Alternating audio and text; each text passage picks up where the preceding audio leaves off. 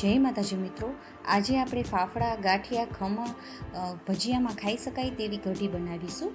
તેની માટે સૌપ્રથમ આપણે 2 ચમચી જેટલો ચણાનો લોટ લઈ લેવાનો છે. તેમાં આપણે થોડી છાશ ઉમેરતા જઈશું અને તેને આપણે મિક્સ કરીશું, જેથી કરીને આવી રીતે તમે કરશો તો ચણાના લોટમાં લમ્સ નહીં રહે.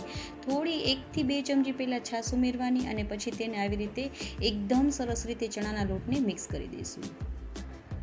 હવે આપણે તેમાં વધારે છાશ ઉમેરી દઈશું. તમે આની જગ્યાએ દહીં પણ ઉમેરી શકો છો. 1 થી 1.5 કપ જેટલી આપણે છાશ ઉમેરી દઈશું. આપણે કુલ ટોટલ 2 કપ જેટલી છાશ ઉમેરવાની છે. તો આપણું કઢી માટેનું બેટર રેડી થઈ ગયું છે. તો હવે તેનો વઘાર કરવા માટે 2 ચમચી જેટલું તેલ ઉમેરીશું. તે ગરમ થઈ જાય એટલે તેમાં રાઈ નાખી દઈશું. રાઈ સતળાઈ જાય પછી તેમાં હિંગ એડ કરીશું, થોડા લીમડાના પાન એડ કરીશું. પછી તેમાં આપણે લીલા મરચાંને મેં ઝીણા સમારી લીધા છે તે નાખી દઈશું. તેને થોડી વાર માટે સતળાવા દેવાના છે. હવે જે આપણે બેટર બનાવેલું છે તે નાખી દઈશું.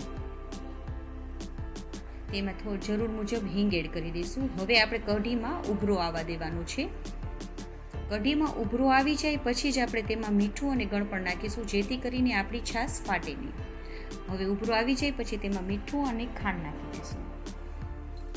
હવે આપણે થોડી આ કઢી ઘટ હોય છે તો તેને આપણે ઘટ કરી લેવાની. 1 થી 2 મિનિટમાં તમારી આ કઢી બનીને રેડી થઈ જશે. તો આવી આપણે ઘટ બનાવી લેવાની છે.